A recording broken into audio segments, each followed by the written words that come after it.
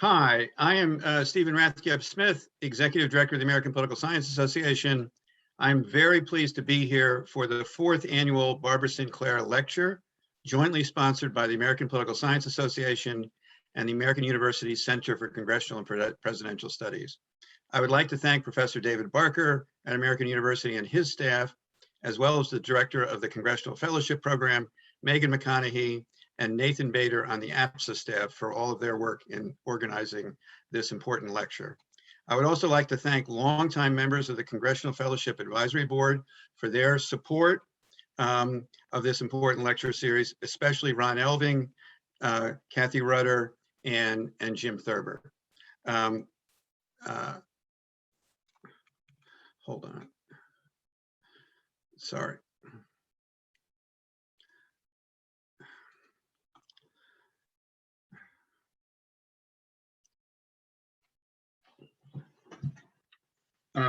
My apologies. It is particularly fitting that we honor Barbara Sinclair with this lecture as a joint partnership between the American University Center for Congressional and Presidential Studies and the APSA Congressional Fellows Program.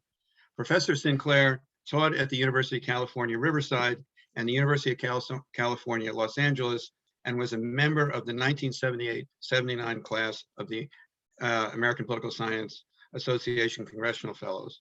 And like many congressional fellows, found her year in Washington to be a turning point in her professional career.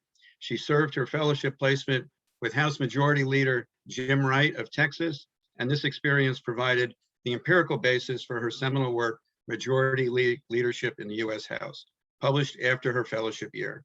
She also authored many other landmark studies of Congress throughout her career. Dr. Sinclair left a lasting mark not only for her scholarship, but also for her service to the discipline. She was a dedicated mentor to new groups of scholars and served for many years as a member of the Congressional Fellowship Program Advisory Committee. Let me now introduce David C. Barker, Professor of Government, Director of the Center for Congressional and Presidential Studies, and the co-founder of the Program on Legislative Negotiation at American University. He has published extensively on the subject of American politics, including 4 books: Rush to Judgment, 2002, Representing Red and Blue, 2012, One Nation, Two Realities, 2019, and The Politics of Truth in Polarized America, 2021, the latter 3 with Oxford University Press. And in his dreams, he is an excellent NFL quarterback. Let me now turn the program over to David. Thank you very much. Indeed, I am. Thanks a lot, Stephen. At the Center for Congressional and Presidential Studies, we consider it a tremendous privilege to collaborate with APSA on this award and lecture series, and we're thrilled to welcome Professor Wendy Schiller as this year's honoree. Professor Schiller is a renowned scholar of the U.S. Congress, American political development, and political representation more generally. She earned her bachelor's degree with honors from the University of Chicago, served on the staffs of Senator Daniel Patrick Moynihan and Governor Mario Cuomo, and then earned her master's and PhD degrees from the University of Rochester. After fellowships at the Brookings Institution and Princeton, she came to Brown University in 1994, where she has served as chair since 2015. She's the author of several well-regarded books and numerous peer-reviewed articles placed in the most prestigious outlets. Her work on the Senate in particular has garnered her many accolades, especially as represented in Electing the Senate, Indirect Democracy Before the 17th Amendment, published with Princeton University Press in 2014. Electing the Senate is the definitive account of the development of representative government in the United States during the late 19th and early 20th centuries. The book is accompanied by a public interactive database that gives students and others the opportunity to explore the data on their own. As Professor Stephen S. Smith at Washington University of St. Louis wrote in his review of the book, everyone who is interested in American politics must read this book. Much like Barbara Sinclair, Professor Schiller's work is substantively connected to the real-world nuances of Capitol Hill, and she is equally devoted to enhancing her students and the public's understanding of those nuances. This is reflected in her widely read textbooks, her role as Royce Family Professor of Teaching Excellence, her directorship of the A. Alfred Taubman Center for American Politics and Policy, her contributions to the Watson Institute for International and Public Affairs, and in her role as a regular contributor to MSNBC, NPR, CNN, Bloomberg, and several local news outlets in Providence. Before I turn it over to Professor Schiller, let me just say that as she's lecturing, feel free to put any questions that you may have that come up in the Q&A, not the chat. And at the conclusion of her lecture, we will devote time to answering your questions. I'll come back on and facilitate that at that time. All right, take it away, Professor Schiller. Hi, everybody. Thank you so much for joining us this evening. And I just want to express my deep appreciation and gratitude for what I view to be a tremendous honor to be in the same conversation as Barbara Sinclair. I'm going to follow up on the nice introduction that was given about Barbara and talk a little bit about her contributions to the study of legislative politics and the discipline of political science more generally. Barbara Sinclair was one of the first congressional scholars to combine qualitative work with a thick narrative description and quantitative analysis. She started her career studying actually the role of women in politics, and then she moved quickly to studying the House of Representatives, particularly the changing nature of the Democratic Party in the House as the majority party over the course of the 1970s, and really how greater homogeneity in the party that was starting to grow at that point, hadn't reached major levels yet, but was starting to grow, yielded more power for the party leaders. She later then subsequently, of course, went on to write the path-breaking Transformation of the United States Senate, which influenced me personally because it came out the first year I was in graduate school, and I also attended the University of Rochester, where she got her PhD and worked with one of the same advisors, Richard Fenno. So I read that book and I thought, wow, I had come from working in the Senate, and I thought, I think I want to write on the Senate. So she absolutely influenced what I decided to write my dissertation, and obviously a lot of the work that I published over my career in. And what was great about the work that I think that she delivered in the 70s and 80s, and of course through the 1990s and 2000s, is that she basically applied theoretical frameworks that could be applied to both chambers. Now, they were very different chambers. She acknowledged that, very different chambers. But as these external forces in our political life, particularly partisanship growing into polarization, grew, they affected the chambers. Now, they affected them in different ways, but they still were external influences on the chamber. She saw that early, and she captured that in so much of her writing. And then she pivoted. She was really intellectually open and involved in a way that was really admirable with unorthodox lawmaking. We'd had this sort of whole story about Congress, the Rules Committee in the House and committees and subcommittees and controlling the floor. And even though there were different procedures in the Senate and the House, she basically, said, look, things have changed. And we have, much larger legislation, much bigger government, much bigger bills, and they're harder and harder to pass. And they don't follow the same rules that they always have. And I think, particularly in that work, I think she showed us what the epitome of really good, thick case description can be. Really engaging writing, but also, really including the details that mattered. And that also influenced, I think, a generation of scholars.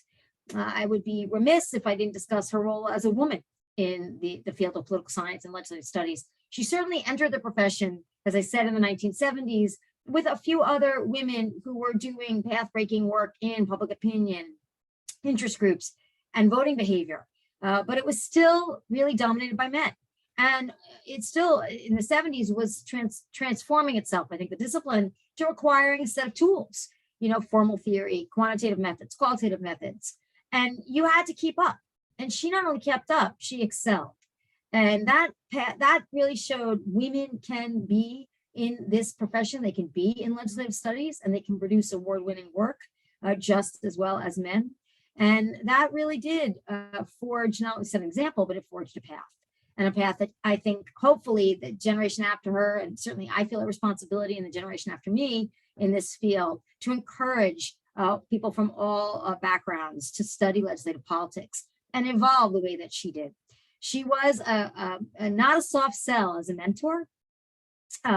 She was tough, and she let you know if she didn't think you were persuasive. She didn't always agree with you. Sometimes she did, sometimes she didn't. But she would acknowledge whether you were persuasive or not. that you had a good argument. And it was really important to get that stamp of approval from Barbara Sinclair. It made you work a little harder. And I think that I'll always owe a particular debt of gratitude to her. You know, one of her last essays in Jeff Jenkins and Eric Potashnik's edited volume on policymaking in the 21st century in Congress, you know, she really basically showed what she was great at the whole way through, and really demonstrated that you could still combine lots of different theories, and you could still say, my theory is the best. It explains more than everybody else's theory. And in that way, I think I admired the fact that she was still in this game up until very shortly before she died. So I just want to acknowledge what a debt I owe to her. And I wanted to welcome the Congressional Fellows. I was never a Congressional Fellow, unfortunately. I did work in the United States Senate for a couple of years in between college and graduate school. So I did have the pleasure of that experience, but I really wished that I had been a Congressional Fellow. I think it's an amazing program. And so many of our intellectual agenda setting scholars have been APSA fellows. So I welcome you, and I looked at the topics you're doing. They're amazing, they're cutting edge, and I wish you, a really productive year. So I'm going to get to the part about where I tell you what I think about Congress and whether I think it can survive and work in the 21st century. And I am going to use a few slides. I'll try not to be too slide heavy, but now technology, we hope, works. I'm going to share my screen and hope for the best. It looks like it's shared. Somebody will tell me if it's not visible. So that's just so I wanted to talk about what they expected when they created Congress. And I do this, if people have ever come to a talk, I do like to bring in the founders. And these are two different founders, obviously Washington and Jefferson. The interesting thing about the Washington quote, for heaven's sake, what do they expect? Who are these people? What are they doing? Why aren't they doing their job? Came actually in the Continental Congress, not the permanent Congress, 1783. And he was irritated that they were not passing appropriations to pay his soldiers who had not been paid. And he thought that was terribly wrong. He never did really change his opinion about Congress through his 2 terms of the presidency. And certainly Thomas Jefferson was not a fan of Congress. Of course, he was a big fan when he wasn't in it. But then as soon as he became obviously vice president and then president, he basically said they spend too much money and nobody can keep track of it. So he says basically, I ascribe all the mess really in the country to the inattention of Congress, to its unwise dissipation and waste of public contributions. We can get into hopefully a good conversation in the Q&A about the liability of having such enormous federal budgets, not just the deficits, but the budgets themselves, and how that becomes so difficult to explain to the average voter in terms of what they're doing with taxpayer money. So in this complaint, Jefferson may be just using presidential privilege because he spent a lot of money as president, by the way, but nonetheless, he's pointing out something really important, that people care about where their tax dollars go and they require explanation. And the larger the government is, particularly at the federal level, the harder it is to do that. And that is, I think, I will argue, one of the reasons why Congress has been and it continues to be so undermined as a partner in federal legislation, federal lawmaking. Now, bicameralism.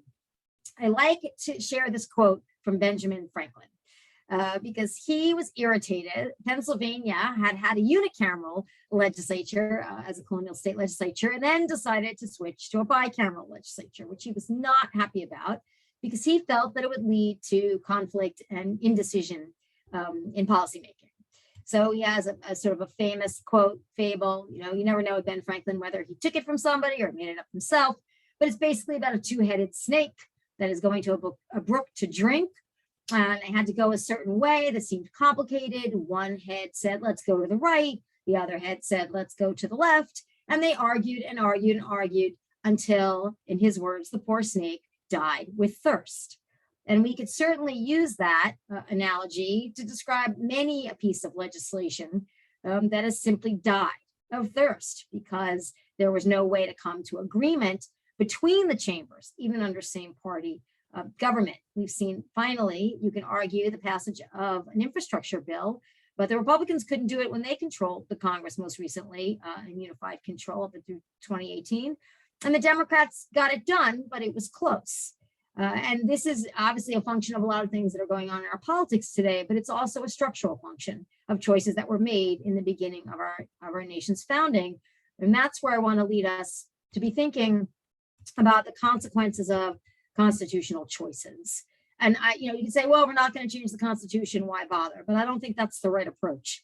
I think thinking about restoring some of the power to Congress and the functionality requires looking at the consequences of these choices. Certainly, bicameralism leads to distortions, you can argue, of congressional oversight of the executive. And we've seen as the executive has grown, I'm cribbing a little bit from George Edwards, among other people, and his work on the presidency. But certainly in the last 20 years, there's no question that the executive branch has grown enormously. Some people would argue the abdication of congressional power and the dysfunction in Congress. But it's also a question of the size of the federal government, size and scope of government, just exploding in ways that we thought were big in the 1980s, but have really, just grown by leaps and bounds. And the different lengths of terms and different modes of elections, obviously lead to mismatched incentives. The fact that the third of the House, that's my next point, the divided cycles in the Senate, a third of the Senate, is up for re-election at any given time, but a majority of the Senate is not. And because of that, there isn't a strong incentive to move things along. It's not just the individual right to filibuster, block, or object and make your name in that way. And Ted Cruz owes a lot to some what I call old timers, Howard Metzenbaum, for example, Jesse Helms in the late 1970s and 1980s, who really clogged things up considerably using individual power. But in this case, it's you seem like the parties are really, working together as teams. But on the other hand, in the Senate, there's no real incentive for the majority of the party, the majority of the chamber, and even sometimes the majority of the party, depending on how many senators are up, depending on their cycle schedule, to really, get along with each other and pass things. So I think that has some significant consequences. The adjustment of constituency size in the House, but not to the Senate. Other people have written quite a bit about this. Bruce Oppenheimer, Francis Lee, of course, in their 1999 book. But the fact that California has 38 million people, and Rhode Island, my adopted home state right now, has 1,997,000 people. We have 2 senators each, leads to some extraordinarily distorted representation. And again, the growing diversity of the country, although Rhode Island happens to be a small but very diverse state, but the diversity of the country, and again, the size of the federal government, size of the federal budget, really 38 million people need a lot more than a million people. And you really have to think to yourself, how long can this really last? I did write a whole book, Partners and Rivals, on how senators from the same state interact, and there is diversity of representation. Just having 2 senators from the same state, that was also a choice. It wasn't quite as conscious as all the other choices I've mentioned, but it leads to differential representation, even among same party senators, but not quite enough to make up for the fact that there's such a population difference. And of course, the power of states to regulate, time, manner, place, and districting. There's a whole nother lecture in there on gerrymandering, which is very old. It's not the Democrats, not the Republicans. Gerrymandering has been around before our modern Democratic Party and our modern Republican Party emerged. But certainly giving incumbent legislators in the state house the right to draw lines that protect themselves and members of Congress in their own party was probably not the wisest of founders' decisions. So this is the last texty slide I've got, but I do like to remind congressional scholars of James Madison on occasion.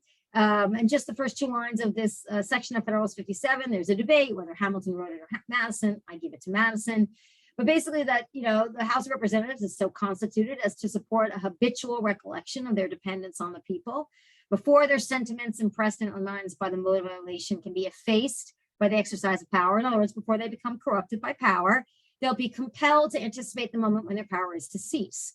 We'll address that in some of the reforms that I want to propose at the end of this talk, but whether in fact they see the finish line anymore, given the incumbent reelection rate for the House is still well into the 90 percentile. And for the Senate, there's an off year once in a while, but it's basically between 84 and 87% as well. It's not clear that they always see the finish line.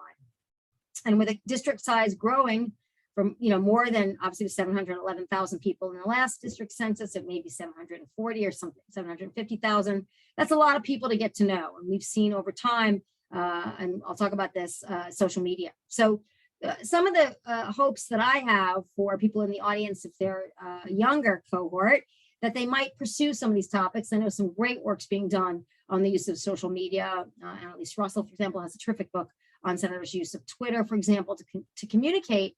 But the more distant you get in your communication, the more distorted that communication can be by outside or political forces, and also how distant constituents feel from their members of Congress, which then, of course, undermines their confidence and faith in Congress. So, you may think this is great for outreach. The old newsletter that was printed and franked and was a piece of mail. It came in the mail and was auto-penned. That's a big secret, not really. Those of us all who worked in the House and Senate, but people felt they were getting something particular from their congressperson. Whether they read it or not, you never knew. But it was something a little bit more special, I think, than the email newsletter that's delivered. And I think it makes a difference in how attached you get to the person rather than the party. So did Madison anticipate social media? Of course he didn't anticipate social media. Ben Franklin might have anticipated social media, but Madison probably didn't. But the idea of intermediaries distorting this communication relationship between members of Congress, I don't know that he would have anticipated that. He thought congressional sessions would be short. He thought people would go home to districts that were manageable in size. Geographically, of course, they knew the country would grow. I'm not sure they thought, there'd be one member of Congress from Wyoming or Montana, given the geographic size of those states. But, I think he believed that if you kept it local, you would keep Congress people in line, and the product of the House would reflect the product of, compromise across jurisdictions that were relatively small. That's what he thought. I think we've seen how that has certainly not, it's not particularly operational today in the 21st century. And is the extent of disinformation more dangerous to Congress today than it was at the time of the nation's founding? Here, I think I'm going to challenge the audience and challenge myself to think, I'm not sure about that. Given the levels of low literacy and given the ways in which wealthy people or wannabe wealthy people like Alexander Hamilton bought up newspapers to distribute the Federalist Papers, among other things, and the use of newspapers to distribute what you might call political rhetoric or slanted information until it was shut down under John Adams and then sort of somewhat reopened under Thomas Jefferson. There was a lot of disinformation floating around in the early part of the Republic. The issue is that franchise was limited and a lot of people couldn't read. So now we've got everybody in America who believes that their opinion is informed. They believe they're entitled not only to their opinion, but they're entitled to have their opinion shared and listened to and heard in ways I think that perhaps none of the founders anticipated. And the last point here is how did diversity, intersectionality, and polarization operate in today's Congress in ways that were not obviously conceivable to Madison, given the moral state of slavery that was still in place at the founding, certainly the disenfranchisement of Native Americans and women, of course, among others, and how long it took, and you can argue is still taking to ensure that the franchise is open to all. I think that is something that has really changed considerably. And I think going forward, there's a lot of good work that's already been done, but is continuing to be done on how being somebody who's from an underrepresented group or a woman per se, or from a non-dominant religious background, for example, how that can shape representation in an age of such tight control by party leadership and such tight control in terms of polarization. So how are we getting short-circuited in terms of the Mansbridge ideal of descriptive representation and substantive representation, given that there is less flexibility and I think individual power in both, certainly in the House, but also in the Senate. So here's one of the questions: has America outgrown Congress? I like this chart. I like it not just because I put it together from OMB and CBO and the census, and since this is a relatively informed Congress crowd, I don't have to sort of explain what those acronyms are. But the fact that in 1921, there were 106 million people and our budget was about $5.6 billion.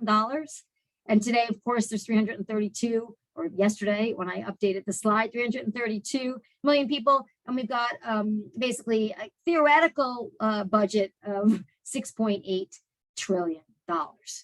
That's pretty exponential in that growth. Those numbers just become sort of inconceivable and just impossible to explain.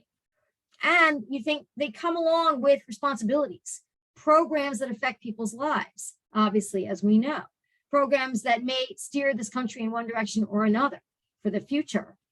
And when you think about the fact that it's hard to even identify where that money is going and how those programs are operating, and the executive branch implements those programs. And then, of course, states have to implement those programs. And sometimes, as we know, those of us who are studying federalism, they don't always implement them, or they sue to block them. You think to yourself, how can this 18th century structure that is capped in size, that's not constitutional, that's a 1929 law passed by Congress to cap it in size, but even just, the structure itself, 100 senators, you think you're not equipped. We're one of the smallest legislative bodies in the Western world. And when you consider all the work that needs to be done, no matter how hard congressional staff work, there's just no way to keep up. It just completely empowers the executive branch, and it continues to sort of make it impossible for the average citizens to figure out why their government's doing what they're doing and how their government's doing what they're doing. It takes extraordinarily effective messaging.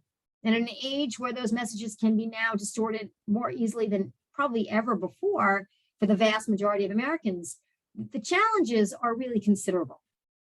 And will take extraordinary leadership, I think, and it's unclear whether even with extraordinary leadership, to regain some of that foothold that Congress has lost in conducting oversight and ensuring that these programs are effective, and in serving the needs of Americans who have come to expect, whether they admit it or they acknowledge it or they know it or not, expect a great deal from the federal government as far as the quality of their daily lives, something that is a relatively new phenomenon, only, maybe 90 years old, really since the New Deal, but has become so ever present that you wonder, well, if this doesn't work, it must be the government's fault. If my plane is delayed, it's the government's fault. If there's a pothole, it's the government's fault.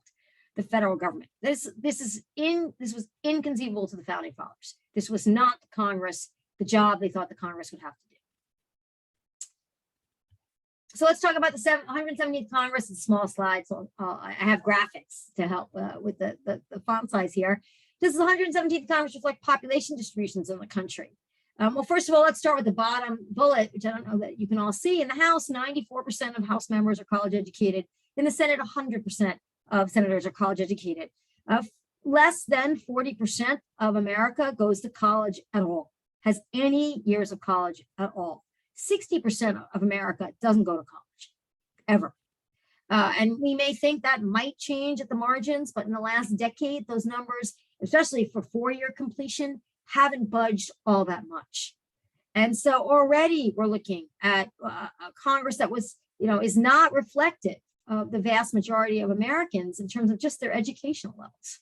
And certainly in the 19th century, the Congress would have looked a lot more economically and educationally like the people they represent than they do today.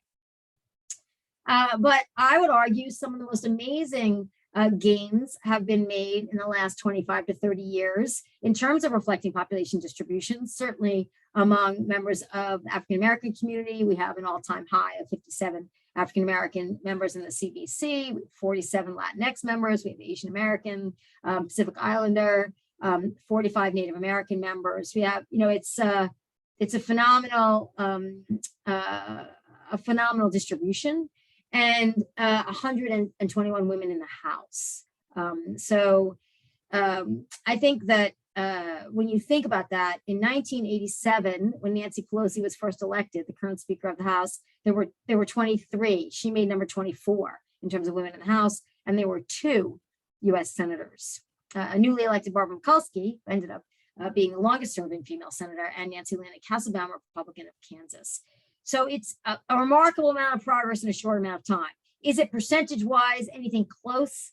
You can argue to population demographics when it comes to women? No. Have women achieved pretty high levels of leadership? Certainly in the House, obviously, yes. But in the Senate, we haven't yet had a female majority leader or minority leader. And so I think that is certainly what I would argue behind the times. So I'm going to keep going. Diversity in congressional membership. This is a little bit easier to see. So this is the number of technically non-white and House and Senate members by race and ethnicity. This is from the Pew Center, a report by the Pew Center. And you can see certainly, from 2001 to 2021, in 20 years, there's been what you might argue, or Jenny Mansbridge would say, progress in diverse representation. The question is that we want to study, that we want to keep asking ourselves, and building on the work of Catherine Tate, for example, of Valeria Sinclair Chapman, of certainly Claudine Gay, among others. Do we want to ask ourselves, is representation better for people who identify in some of these communities? Do they get more from the federal government? Do they feel better represented? Do they feel more empowered? And some of the research is sort of out on that. In other words, does it matter? Does it increase turnout and engagement among African Americans to have an African American member of Congress? The evidence kind of points in a direction that says, well, it depends how the district is drawn, and it depends on, obviously, competition, among other things. But engagement, feeling better represented, feeling more represented, seems to have grown in a sentiment over time. So I think that's a really important thing to think about. And also, when we're sort of looking at the Congressional Democratic Party and the Republican Party, there's vast differences in the diversity of these two parties. And does the diversity in the Democratic Party match ideologically with diversity of membership in terms of underrepresented groups? And I think we're seeing sort of, but not exactly. Regional things matter, longevity, gender, age. I think these are all coming to the fore in our concept of diversity. And so thinking about effective representation and thinking about a single interest associated with groups, particularly African Americans, Latinos, Asian Americans, among others, I think that has to get more nuanced as we move on. And I'm hopeful in seeing more research that is really trying to bring some nuance to the question of what does it mean to be an effective representative in the 21st century Congress. Gender is a little tougher to see because I had to squeeze it. Women make up more than a quarter of the 117th Congress. Well, that's nice, but they make up certainly more than 50% of the population of the country. So there's a ways to go. But you've seen, a lot of progress, as I said. Obviously starting in 1992, the year of the woman, but it's not expanding rapidly. I mean, it's growing, but it's not exploding. So I think this is an interesting thing, and it goes obviously to the work of lots of people, including Jennifer Lawless, about why women run or don't run. Caitlin Zdorsky also looks at why women serve in appointed appointed offices and boards and commissions rather than running for Congress or state legislature. And we know that a good at least 30 to 40% of House members come from the state legislature, and a good 50% plus of senators come from the House. So if that pipeline doesn't expand, it's about 24% women in state legislatures now, then you don't have a lot of expectation that the numbers are going to grow considerably in terms of female representation in the Congress. But again, thinking about women as a solid group, obviously we know that's not true. We see a lot of splits in voting amongst women. We see women in the Republican Party and the Democratic Party and governorships across the country, and they're quite different ideologically. So even if more women are elected, what does that do for women? Does it, set examples? Does it make it easier for women to enter lots of other executive or leadership positions in private sector? Now, we've had a little bit of work on whether women serve as role models effectively to other women. And I just read a 2019 piece by Jennifer Wolak that says, not so much. Women may feel, again, more empowered, more engaged in the political system, but it doesn't necessarily spur them or encourage them necessarily to get into politics, or even, do we see a rise in Fortune 500 CEOs that are women? We haven't really seen that kind of commensurate rise. So we have to think about, again, does that mean Congress is not reflective of the country? Or does that mean that women are finding that they want to do other things and that they feel that they can be empowered, not running for congressional office? Okay, so I have to watch my time. I always run a little bit over. This is obviously a huge plug for the book that was mentioned earlier that Dave mentioned by Charles Stewart and myself. And I want to point it out because I want to speak to anybody in the audience who's journeying, either grad student, assistant, associate, even full, trying to get some work done. This was a labor of love for the history of the United States Senate, and it was a simple puzzle. If you change the way senators are elected, does it change representation in the Senate? And to start to figure that out, you have to figure out essentially, what was going on when they were elected in state legislatures, which was true up until 1913. And, what we found and what's important to think about is that Historical records are getting better and better in terms of going back in time. They're much better than they were when we were working on this book. We spent and we hired lots of people to also photocopy state legislative manuals to figure out these ballots for senators. But there was a lot of fighting over the Senate. You know, the federal government wasn't doing that much during this period of time, but those Senate seats were prizes. They were prizes for two different kinds of constituencies. Certainly big business and wealthy people in states, but party leaders. Party leaders viewed these seats as a symbol of their strength, of the strength of the statewide party, but also their machine strength. And there was no gateway. State legislatures met on the first Tuesday, the second Tuesday, I'm sorry, that they came in after they came into session.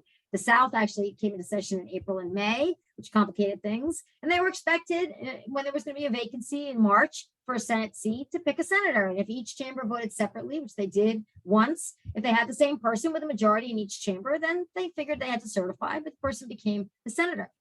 But essentially, in nearly 30% of elections from 1870 to 1913, they didn't agree on the first ballot. And the key is there was no real nomination gate in these legislatures. Yeah, there were caucus nomination procedures, but some of these caucuses, like Florida, for example, that became very heavily single party, the Democrat Party had a 2/3 majority rule in their caucus. 2/3 threshold rule to be the nominee, which few people ever reached because there were, of course, regional divides and industry divides. And, rich people paid people to run for the state legislature just to vote for their guy. It was of course, all men. And then they get there and their guy would fall apart. It wouldn't get the majority. So that person was free to solicit bids, otherwise known as bribes, to vote for any other candidate. So it was a free-for-all in a lot of places. And it was a free-for-all in the sense that, the idea of the Senate, the prominence of the Senate, and certainly as the federal government was starting to grow much more in the 1890s, 1900s, 1910s, and certainly with you really saw a movement to want more accountability and frankly more quality in the Senate. Question is, you change the Constitution and you move along, and even though there were laws on the books to have popular referenda on Senate choices or nominating primaries as early as 1904, if you look at how many were actually held, there were relatively few held before really about 1909. So this was not, as may rest in peace, Bill Riker's argument that these were all popular to begin with, basing a lot of it on the Lincoln-Douglas debates. They weren't really popular to begin with. They were manipulated and they were conflict-ridden. And they ended up having a ton of deadlocks. Delaware went without one or two senators for a good decade, give or take. It didn't seem to affect policy too much, but you can imagine in today's world when there was a deadlock in Minnesota some years ago, Al Franken couldn't be seated for 6 months. His opponent, Norm Coleman, was challenging his results. Amy Klobuchar carried the water, but today that's seen as greatly dysfunctional. And over time, eventually it was seen as dysfunctional amongst the public as well. And of course, the 17th Amendment is adopted. Did it change anything? Which is really the punchline here. If we change the Constitution to address some of this congressional dysfunction, what will it change? And I'm going to skip through the wordy slides. This was just about the percent of sort of conflict. There's a lot of conflict in the West, new states as they entered the Union, and a couple of deep conflicts in states that were heavily partisan on one side. But then I want to read, a little bit of a quote from, the early 1900s.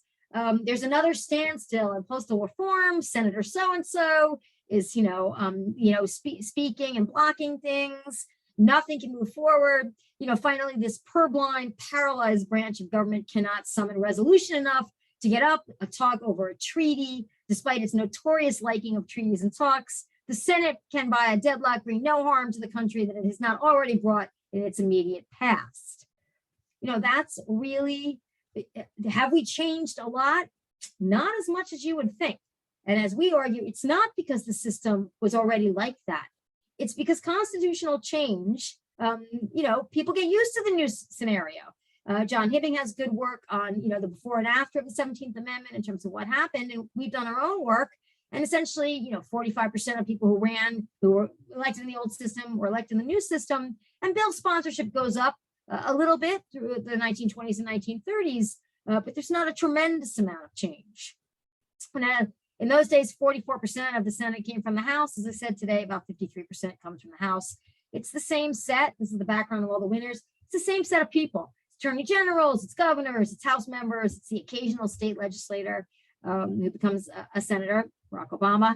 But it didn't really change the background, didn't change the accessibility. Yes, we have more diversity in the Senate than we used to, but even that has not caught up with the Democrats of the country.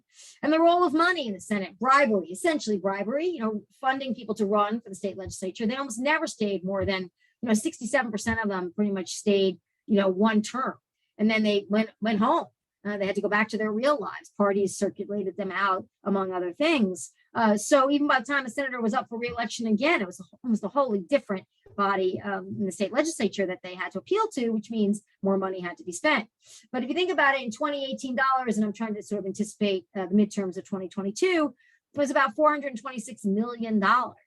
And that's in 2018 dollars. And today, of course, 2018, there was, $2.6 billion spent.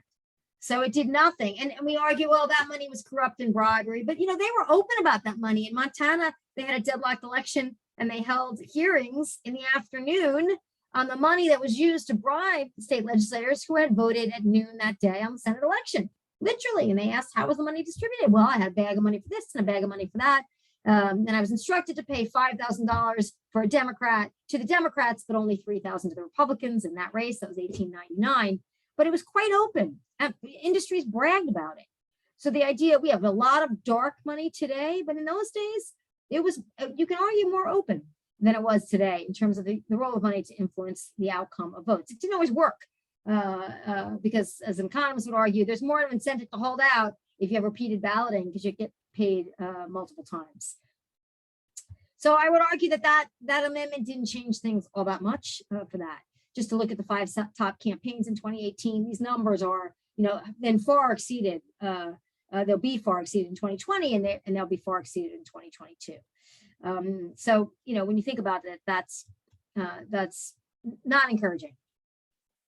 All right, I have a couple of minutes left, and I just want to propose some solutions. So first, proportional representation in the Electoral College. Why does this matter for Congress? States can do this. It is within states' power to do this, to assign their Electoral College delegates in a proportional fashion to the percentage of votes that they win. And this, of course, would, I argue, raise turnout. We've had really amazing levels of turnout in 2018 and 2020. 2020 was an unusual election, of course, because of mail-in balloting. But nonetheless, if you think your candidate can win some percentage of Electoral College votes, you'll get out if you are a blue voter in a red state or a red voter in a blue state. You'll get out the door, and there'll be more people involved in the system. And that means, at least in a presidential election year, more people will vote in congressional and Senate races. You hope the drop-off won't be that considerable, down ballot drop-off, and that will lend itself to greater competition. And maybe, it's a big dream of mine, mitigate some of the detrimental negative effects of gerrymandering. Lengthen the House term to 4 years. There was obviously a big op-ed in the paper, one of the papers, like the New York Times, recently about this. I've had this on my slide in my Congress class and my American politics class for a long time. It's simply not enough time. Given the scope of what the executive branch does, there's just not enough time to get the work done. And there's not enough time for Congress people to be able to establish a personal relationship with even some portion of their constituents. The short time frame and the pressures of fundraising, of course, combine to yield greater polarization because there's no other way to circumvent it in the House. There's just no way to get around it. Lengthen it to 4 years. Obviously, this would require changing the Constitution or finding some other creative way of doing this. And it may seem impossible, but there isn't any question in my mind that it would improve at least House representation. Divide the Senate into 2 electoral classes instead of 3 electoral classes. I understand this would take some doing, but it would increase the number of senators who are up for re-election at the same time as the House. And I think you may argue that just makes polarization worse, but I think that actually makes responsiveness and accountability stronger and easier for the average voter in terms of holding the House and the Senate accountable for a failure to get things done in an election year. I think we already have 14 or 15 independent commissions for congressional state legislative redistricting. we've got to find a way to do better. We've got to find a way to have those kind of commissions for every state in the country. There's simply no reason, again, to give incumbents the power to redraw lines that only protect themselves. We've had a lot of court cases that have yielded instructions to redistrict. I think the 12th district of North Carolina has been redistricted many times already. And sometimes it works, sometimes it doesn't work, but it's also putting tremendous pressure on the judiciary to make sure that congressional representation is fair and not completely captured by parties. I'm not sure, no, I'm actually sure, I'm gonna go out on a limb. The founders didn't want that either. The judiciary was sort of, the last, James Wilson notwithstanding, sort of the last picture, the last piece of the puzzle for the founders. And I don't think that they would have, certainly not Jefferson, of course, wanted the judiciary to have that kind of responsibility. Require gender, racial, ethnic, and economic diversity when configuring district lines. If you're going to gerrymander, the states themselves can adopt principles of drawing districts that have greater diversity. Maybe take the proportion of diversity in an entire state and try the best you can to make sure that these districts are drawn that way. Now, the Supreme Court may say that results in non-contiguous districts or nonsensical geographic districts. That certainly could be a battle that could be fought. But when you think about Madison's dream of reflecting and the composition of being a mirror to the constituency and also being accountable and not forgetting their dependence on the people, when your district changes, as we've seen, the primaries have been the vehicle that have changed the congressperson from that district. We saw these two big upsets, obviously in 2018 with AOC in the primary and Ayanna Pressley, AOC in New York and Ayanna Pressley in Massachusetts, beating well-established members of longstanding members of Congress. That's kind of the way in which diversity has emerged, in that a more diverse congressional district, at least within the party confines, voted in somebody else who reflected that diversity and ousted somebody who they perceived did not. Let's standardize that. Let's make that a principle moving forward. I don't know that anyone will take that suggestion, but I think that it would be helpful. Abolish the filibuster completely. I'm torn on this. I've actually written against this idea, and so I'm not sure that I would go full on this. I still hang on to it just because I think there are moments in time when the filibuster is a way for voices that are not heard typically in American politics in ways that they should be, to stop, bad things from happening. Maybe that's just not realistic anymore, but I still think it's the only point of entry in the federal government that is not through the judiciary, the point of entry in the Congress vis-a-vis the president, where you can actually say stop. Perhaps I'm too, reminiscent of Bicameral in 1993, doing something like this on a resolution that many people would have found not that important, but it was certainly extraordinarily important to her, and certainly had to do a lot with symbols of the Confederacy and discrimination. And, if she wasn't in that chamber and couldn't put her hand up in a procedural motion and get the floor, it wasn't quite a filibuster, that kind of issue would have just sailed right through. And I think that's just a small piece of it. On the other hand, Harry Reid used the filibuster technique to stop nuclear waste from being dumped on Yucca Mountain in Nevada, and the constituents of Nevada owe him a debt of gratitude for the entire time he was in the Senate, from 1987 all the way through 2014, 2016. He stopped that from happening, either filibustering when he was in the minority, or, making sure there was an amendment in that bill that sort of said you can't do it. It's supposed to be happening, but it doesn't happen. So certainly the filibuster gets in the way, and obviously the Voting Rights Act is enormously important, and it's an assertion of congressional power, as the Constitution says Congress can do. Congress can pass laws that tell states how to run their elections, and the fact that the filibuster is being blamed for this is, maybe a wake-up call that says now is simply the time to eliminate it. But if you eliminate it, and the Republicans, if you're a Democrat, you eliminate it right now, and the Republicans take control of the federal government, or even just the Senate, you will eliminate that last tool that you have to at least try to draw attention to legislation you think that will be detrimental not only to the country, but to your own constituents. So there is a trade-off, and I'm happy to entertain debate about that. I know several in the audience will sort of really want to disagree with me on that. So I want to end, stop sharing by saying that again, I'm just super thrilled to have received this award. It means a tremendous amount to me. And I really will always owe Barbara Sinclair a debt of gratitude for what has been and what I hope will continue to be a really incredibly privileged career studying U.S. Congress. So thank you very much for coming tonight. Okay, thank you so much, Wendy. That was really terrific. You held my attention the whole time, and not everyone does. So we've got a couple of good questions in the Q&A already, but I am going to exercise my prerogative as a co-host or whatever you want to call me here, and pose the first question, which is kind of a big philosophical question, I suppose. I think maybe you like those. Let's say that I am a House member, a newly elected House member, and I want to be an instructed delegate, right? And I just really want to represent my constituents, the specific people that I represent, not the whole country or whatever. And so I need to figure out what my constituents want. How am I supposed to do that? Given that there, are no district level polls really. I'm not sure that if there were, they would be all that useful because of non-attitudes, and the people that I do hear from are just like not normal, right? For the most part, like they're really, really angry about something usually. And so if I want to represent my constituents, how do I do it? Yeah, that's an amazing question. So here's what I think one of the great losses in terms of representation has happened over the last 20 years, a combination, maybe going back to just 2010 and that sort of really heated town hall summer, you might argue.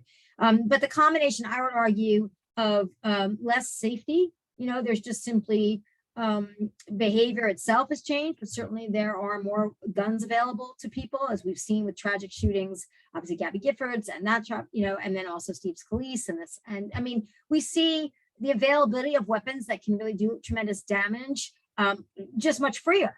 So it just becomes much harder to protect members of Congress. So that's one of the things about town halls. You don't want to get yelled at per se, but I think a lot of members would hold them. But we've seen the tragedy in Britain most recently. I mean, it's really scary, and that's a bad thing for representation. To have members of Congress feel so scared and terrified that they don't go and meet with their constituents. And if Dick Fenner were alive, he would say, one of the things about the House is that this is still pretty much true.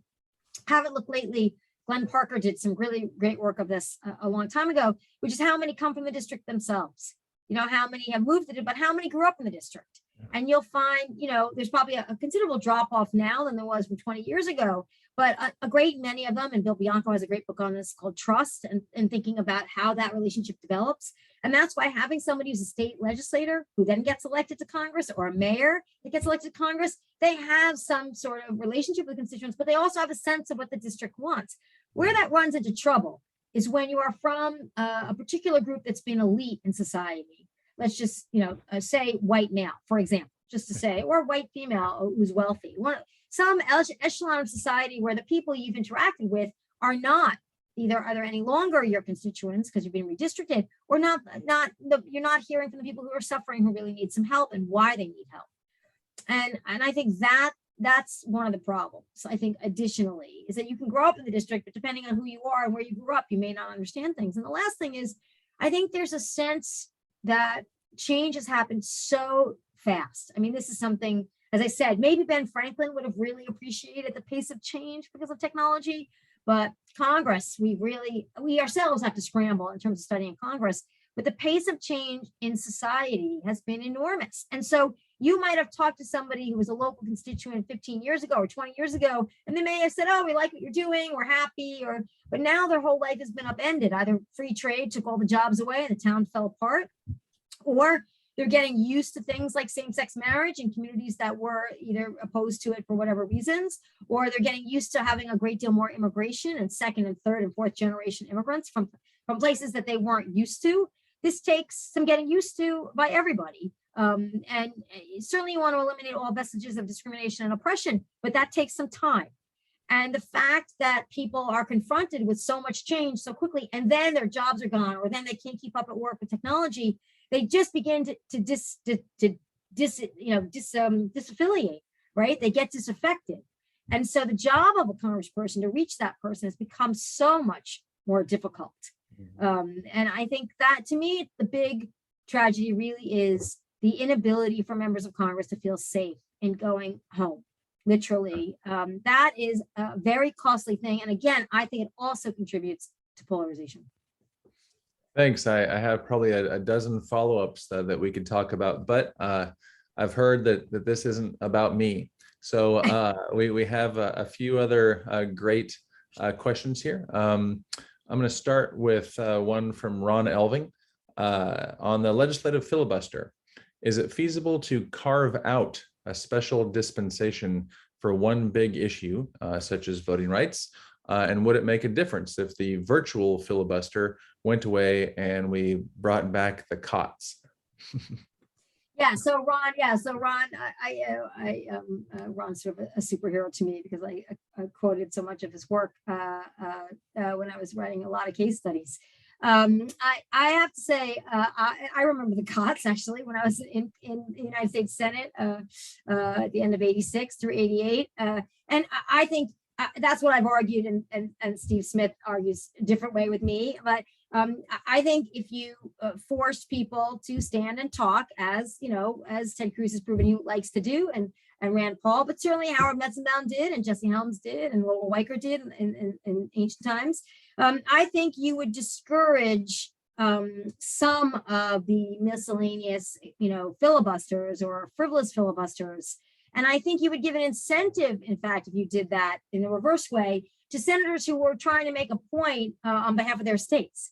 Right, I'm protecting the state. I'm going to stand here all night. Moynihan and D'Amato. Al D'Amato was a Republican senator from New York at the same time as Moynihan, and they stood on the floor and filibustered to save a typewriter factory, Smith Corona typewriter factory in upstate New York, and they filibustered till well late into the evening because then they were going to try to do something. They didn't want to go to Mexico. My idea, which is to make it more costly, right, and the virtual one could also result in more of these, because then they'll get so much attention. You can see a whole Twitter-verse people staying up late with these senators. And so I think that would not increase efficiency. It might actually increase better accountability and representation for constituents in the Senate. But I think in the end of the day, if as in the 1950s and 60s, as Steve and Sarah make in their terrific book on the filibuster, Politics of Principle, I think if you're blocking a fundamental constitutional, well, it's not constitutional right, it should be, but it's not in the Constitution, the right to vote, then you have to ask yourself, it's time, right? I mean, if you're really witnessing a 21st century version of disenfranchisement, then I don't see any way of carving out a special exception. I just think that's just far too complicated and just wouldn't work. But there will be a cost to that. Okay, so the next one is from Katie Rader. She says, thanks so much for this talk. I particularly appreciate you pointing to the fact that while racial and gender diversity has increased in Congress, coming to look more like the American population, the opposite is true of the socioeconomic or educational profile of legislators. How much do you think this helps to explain Democrats' difficulties in recent elections and the slow but steady movement of working class Democratic voters to the Republican Party over the last several decades? That's a great question. Congratulations on being chosen as an APSA fellow. I think it's a long question, long answer, so I'll try not to be too long in the answer. I think yes, it's education and it's a way of life. I mean, in Washington, D.C., if you were an intern or you were working on the Hill in the late 1980s, there weren't that many places to go out in Washington at night. Like, it was not the greatest place to live.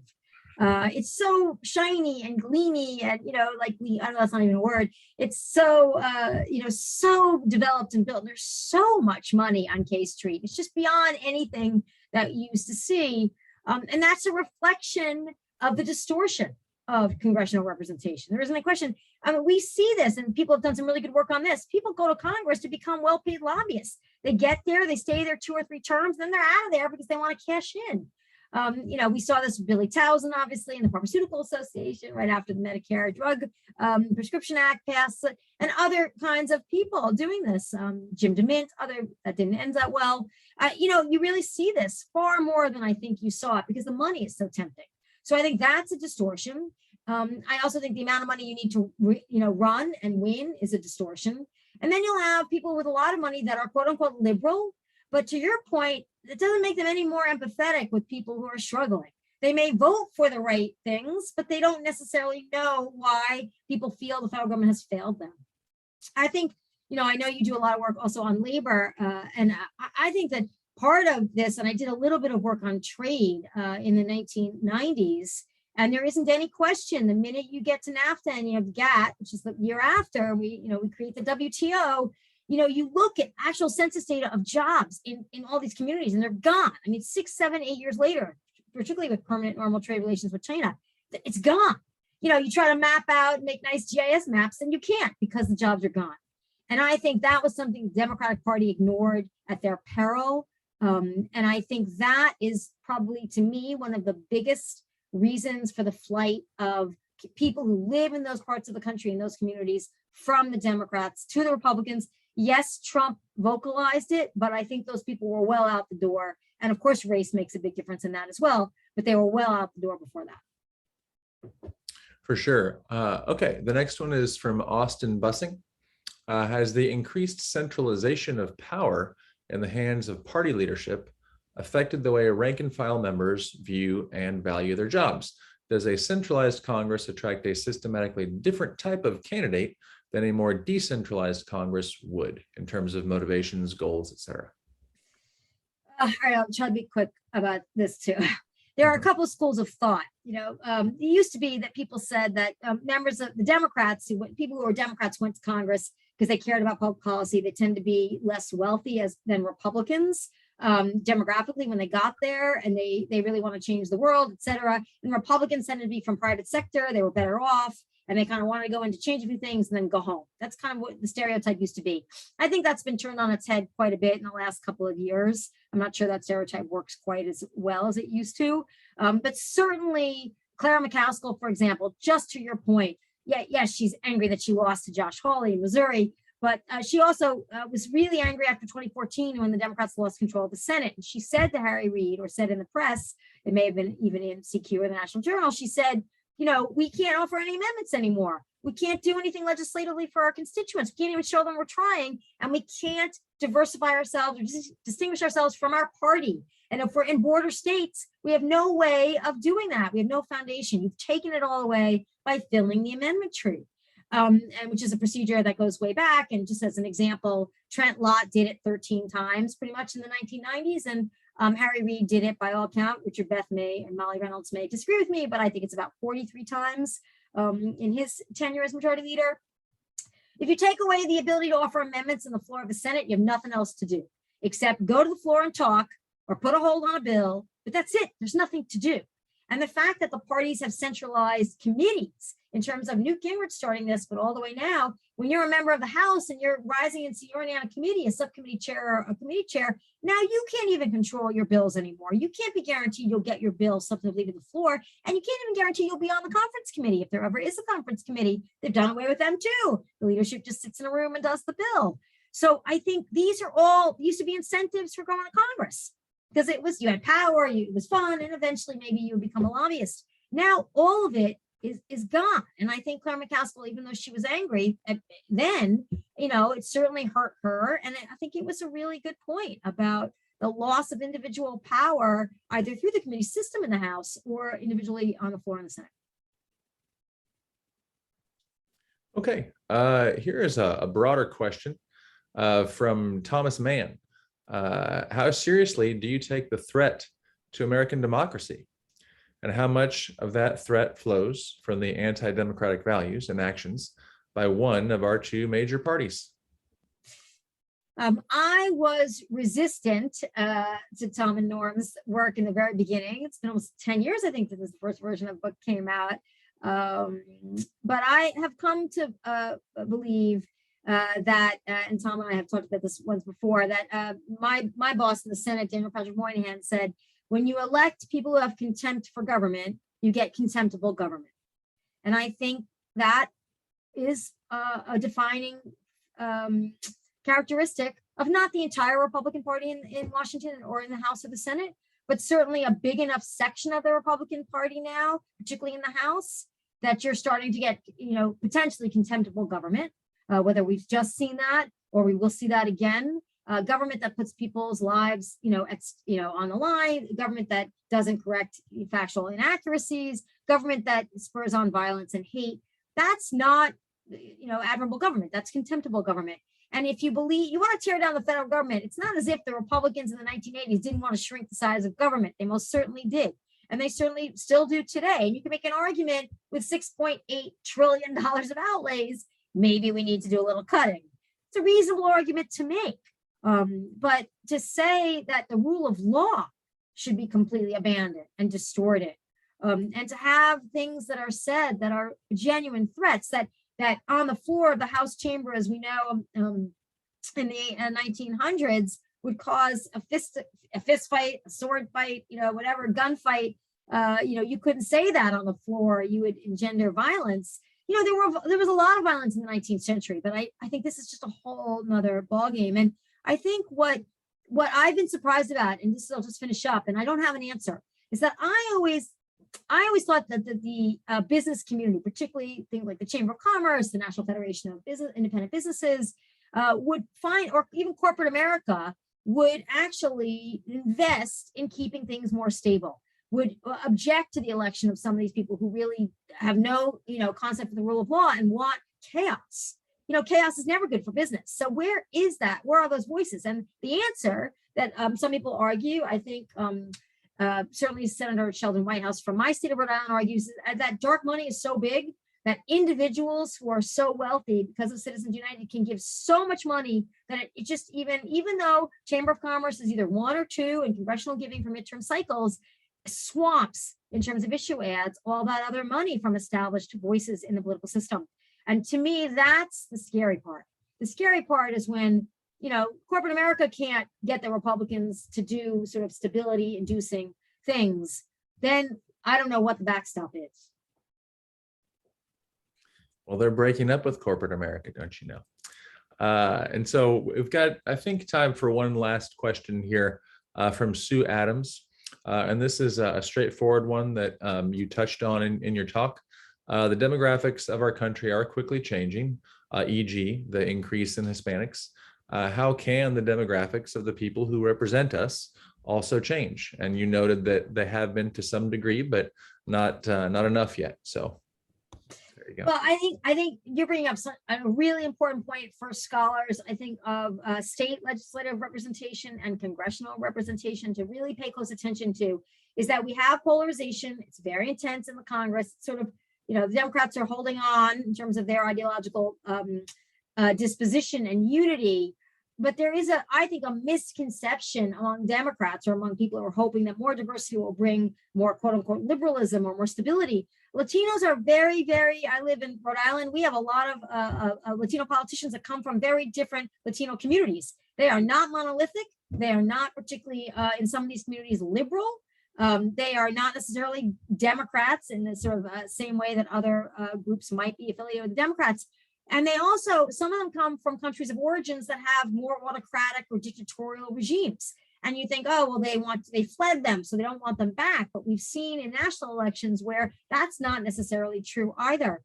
So I think increasing diversity is really important, but it shouldn't be mistaken for increasing liberality. In other words, that's not a great word for it, but increasing Democratic Party homogeneity or increasing Democrats at all. I think that's becoming a factor that, you look at some of the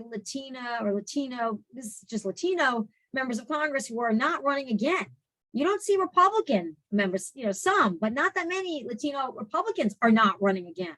And that's a signal about where diversity can come in, but diversity does not always yield, I think, sort of greater openness and evolution. And that's a calculation not just borne out by Trump. George W. Bush did very well with Latino voters too. But the percentage of Latinos has increased. It's almost 19% of the population. It's about 7% higher than the percentage of African Americans. And they're becoming ascendant in power across the country. And they're coming from different walks of life. So I think it's really important to think, what will diversity yield? And will diversity yield more stability? Or will it be even on issues that are regional? Will there still be these fault lines that are not really solved or paved over by an increasingly diverse Congress? So that's going to be interesting. It's coming. It's a question of like how it falls out. Okay, well, those were great questions. And again, I think we could have kept talking for a long time, but we're going to go ahead and let you off the hook now, I think. Again, I think we all want to thank you for an invigorating and an enlightening talk. And we just couldn't be more pleased that you were willing to join us tonight. And I guess that's it. Do you have any final words that you'd like to share? No, just thank you again. And it was really my pleasure. And if anybody's out there and's got some ideas about to study something and you want to send me your work or you want to send me the idea, I won't take the idea, I promise. I'm happy to try to give you some input if you think it would be helpful. Thanks. Thanks a lot. And thanks to everybody in the audience. We really appreciate you coming out and participating. Good night, everybody.